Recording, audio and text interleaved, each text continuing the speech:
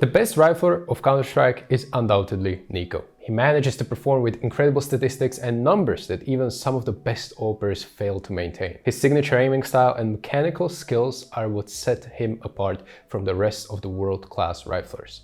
We'll be taking a look at some of his thoughts regarding individual improvements, his aim routine, and explaining why the teams he's on perform constantly on such a high level. We'll be breaking down his appearance on Talking Counter podcast, where he did almost 3.5-hour episode, which I'll link down in the description below. Without further ado, let's dive into the first topic about the individual progress that even you can apply starting today. Individual improvement cheat code. NiKo is honestly in a rough spot. When you are one of the best players in the world at the position you play, it's sometimes difficult to get ahead of your opponents. Everyone will watch the best, most skilled players, which in this case is NiKo, and everyone will know how he plays. What NiKo does is exact opposite. Have a listen how he explains it. I see it a bit different. Like, for example, myself, like, I don't watch too many VODs, but I watch when I see someone having a really good game on my position. But for example, what I like to do is, like, I watch it myself and I watch the practice that I played and what I did and what I could have done better. Self-scout. Right, and I have on SE as well, and like, someone telling like, go watch Simple, go watch Zywa. Like, yeah, you're gonna see a right move, but you don't know like what they were thinking at that point, why they're doing it, who called it for him. Like, just watch yourself. Like, you're already good enough for a player, you understand everything. So just watch the practice. We can sit down together and we can discuss the reactions, how to move, like how to reposition, and all those things. So NiKo is rarely watching other players. Instead, he focuses on watching just himself from the replays. What pro players do is that you can record your game when you practice and play it afterwards to analyze it from your team's point of view. When he gets into a situation which he didn't play optimally, he sits down with his team to talk about it and fix it. This is extremely valuable as everyone on the team learns from the single mistake they may not even been part of. NiKo spoke about how m0NESY is pushed into doing the same. Him watching Simple or Device is not going to be useful as you miss context of why they did certain move, why they rotated specific way, etc. He's a good enough player that he doesn't need to copy anyone. He understands the game so well that all he needs to do is talk with teammates, watch a replay of a practice, and note down uncomfortable in-game moments to fix them and avoid them in a real match. Then two hosts, Yanko and Moses, chime in with great points with which NiKo instantly agrees. Definitely, if there's aspiring pros out there who are listening or anything, the fastest way, the most beneficial thing you can do to improve is watch your own games back. Yeah, I think even if it's Face It. Also, don't watch Simple. Yeah, yeah. You're not going to learn shit from Simple. Exactly. You're not going to. He gets complete freedom, so there's Even if you're not on a team, don't shy away from downloading Face It demo, load it up and watch. Whenever you die, try to think of a reason why you died and think of a solution. How could you prevent it next time? Don't try to think of correct and perfect solution at first. You won't find it. But maybe after a few times of repeating the mistake and finding wrong solution, it will be easier for you to see what is good and bad play. Also, the skill difference between you and players like Robs, m0NESY or NiKo make it inefficient to watch their demos. They are playing with amount of skill, confidence, freedom and support which you don't have. Yet, watch these players for inspiration, but watch yourself for improvement. Reps make the aim work for you. Another topic that really resonated with me was the way he gets comfortable with his aim and taking duels. We all saw at least one insane highlight from NiKo where we thought there is no way he just did that. And honestly, while he spends a lot of time perfecting his aim, this part is probably overlooked and surprised me the most. How you pre-aim angles and stuff before you step into them. And he was using a nuke example, like you were working like ramp to below hell.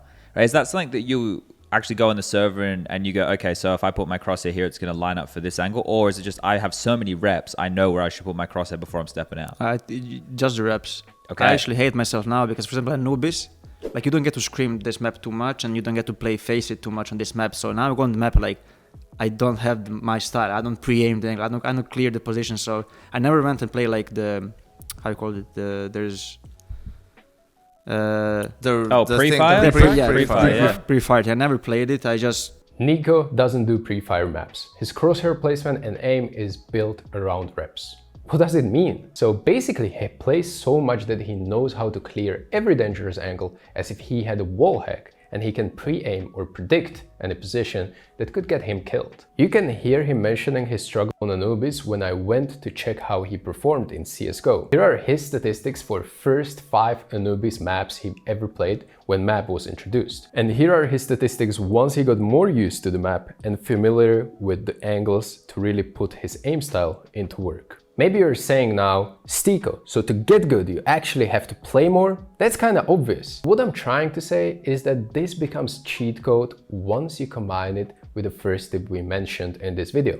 Watch your own games. Now, whenever you die by not clearing angle properly, you can watch a replay 10 or even 30 times and figure out the way to prevent it next time. Without watching the replay, you would slow down your improvement rate to the point where you would die many times in exact same position before you realize you're supposed to do something differently. And that is when NiKo's way of thinking it as reps come into play. Here is a little clip that I wanted to include as it is related, but NiKo explains the difference of how Simple and Monesi use pre-aim and place their crosshair. Look People at wanna Simple, learn, like he mate. has no like pre-fires, right? He's just, the way he moves, he just, I don't know, like he's always ready for somebody. He's not watching there, but he's just ready for you always. So Monesi is kind of the same. Like he's never like, I've never seen him like do anything but play Face It, for example. Yeah, And okay. he's just that good. Like, I never see, like we have to force him to watch something. We have to force him to go on the server, but he's just playing Face and he's that good. ABC game. It warms my heart that NiKo went over the topic of team performance and specifically about something we already covered on this channel, the mysterious ABC game. Every single great player is aware of this concept and proves me time after time that knowing about it is a key element in being great at any sport, or in our case, any esport title. NiKo started the topic well and Moses took over with a little bit of insight in this clip. Yeah, it's what I told them, like always, like if we can manage to win playing B game, then we are a very strong team, you know? If we are struggling and if you're losing with the B game, then we cannot be the best team in the world. So like as long as we are winning with the team B game, we're gonna be fine. So I think a lot of people on the outside don't kind of understand that concept at professional Counter-Strike, where it's not necessarily about how high can you push your peak. It's about like how much can you bring up the floor to be consistent. Like your bad game, how bad or how good can your bad game be? Because if you can bring up, so like at the worst you're doing is you're never dropping down to a C game, or if your B game is able to make you top 5, then you're in a fucking great place. ABC game, also called as the inchworm, is a concept where you determine how well you are playing. Your A game is when you are really feeling it, you're sharp and you play solid CS. Your B game is your usual game, nothing too crazy, but at the same time you're not doing any stupid mistakes. C game is something you should avoid at all costs, but sometimes it happens and you need to react to it. We all have those days where you just can't hit a shot at all and nothing works. I made a video about how to avoid the C game and play your A game most often. I also explained how to improve your skill through this graph, which looks like the inchworm, hence the name of the concept. If the inchworm takes a step forward with the front part, you improved. Your best just became better. But it also means that your range has widened because your backhand hasn't moved yet. The way to move forward and improve again is to move backhand closer by focusing on your weaknesses. By eliminating the worst weakness of your game, your bell curve takes the step forward, and this way you progress and become a much more consistent player. If you feel like you want to know more, check the video where I go really in depth. Dedication and approach. Last note I have from the podcast might be a bit controversial, but I feel like it is important to share it anyway. There were many instances where the debate shifted into talking about NiKo's teammate, Monesi, and for a good reason.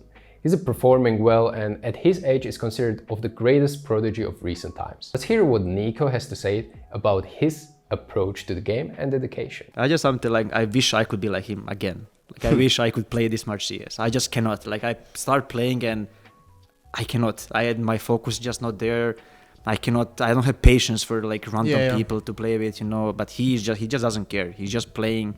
And he's so happy while he's playing as well. It's crazy. true. Like, You're jealous. Like, it's so hard to be happy Dude, playing I'm Face It, but jealous he of that is. too. I said it's controversial and let me explain why. I said many times in my videos how important it is to take breaks, step back and think about the mental part of the game or self-care. That is all to prevent something I and players my age struggle with, NiKo included, and that is burnout. However, if you are young, it's easy to be hungry. We all were hungry. We grinded for hours and hours each day and night. Thanks to that, we managed to become professionals, and if you are young, I'd suggest you do it too. you will have to invest a lot of time into CS to even consider going semi-pro, let alone be professional. So when sometimes players ask me for an advice how to improve, I have different answer to a player who is, let's say, 16 years old, and different answer to those who are, let's say, 23 years old. It's so wholesome that Monese enjoys Faceit so much. He enjoys the game just like I did years ago, and don't get me wrong, I still love it, but it's definitely harder to focus, perform and travel when you're older and life events happen more often. With that being said, I hope this recap was useful to you. I think the whole episode is extremely fun to listen to, so give it a try. You will find it in the description down below. And if you have a player or interview you loved, let me know. I will take a look and try to share it with the rest of the viewers so we all can become smarter and better. In the meantime, it would mean a lot if you leave a like on the video and potentially even consider subscribing. I will see you in the next video. Bye bye.